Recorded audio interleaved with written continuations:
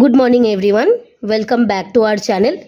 আবারও চলে এসেছি নতুন একটা রেসিপির সাথে। আজকে আপনাদের সাথে শেয়ার করব আলু ঝিঙে পোস্ত। আলু ঝিঙে পোস্ত বানানোর জন্য আমি এখানে নিয়েছি আলু, নিয়েছি ঝিঙে, 50 গ্রাম পোস্ত আর নিয়েছি 3টে কাঁচা লঙ্কা।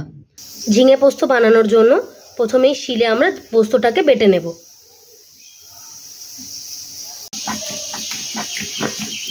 দুটো কাঁচা লঙ্কাও এর মধ্যে দিয়ে পোস্তর সাথে বেটে নিলাম।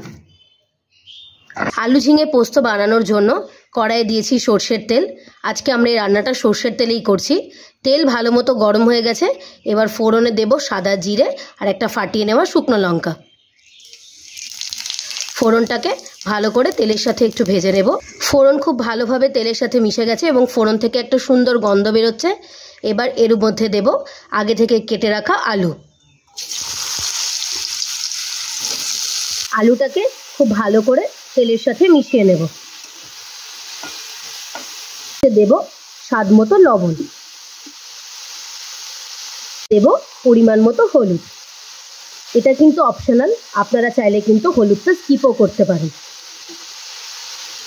লবণ হলুদের সাথে আলুটাকে ভালো করে মিশিয়ে নেব। অনেকে আলু ঝিঙে পোস্ত হলুদ ছাড়াও ভালোবাসে, কিন্তু আজকে আমরা একটু হলুদ দিয়েই করছি। আলু খুব ভালো করে লাল লাল করে ভাজা হয়ে গেছে। এবার উপর থেকে দেব ডুমো ডুমো করে কেটে রাখা ঝিঙেগুলো।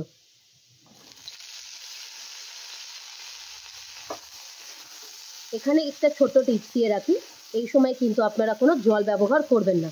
ঝিঙের জলেই কিন্তু আলু সেদ্ধ হয়ে যাবে। এবার খানিকক্ষণের জন্য চাপা দিয়ে রাখবো।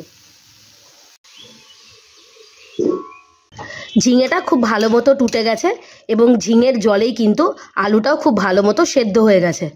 এই যে আমরা আপনাদের কেটে দেখিয়ে দিচ্ছি, দেখুন আমরা কিন্তু কোনো এক্সট্রা জল ব্যবহার করিনি। এবার এর মধ্যে দেব আগে থেকে বেটে রাখা পোস্ত।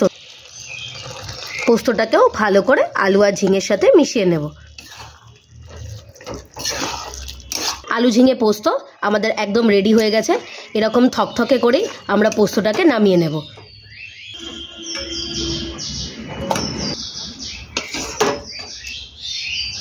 নিরামিষ আলু ঝিঙে পোস্ত আমাদের একদম তৈরি হয়ে গিয়েছে। এই নিরামিষ আলু ঝিঙে পোস্ত সাথে আম দিয়ে টক ডাল, এই দুটো খেতে কিন্তু খুব দারুণ লাগে।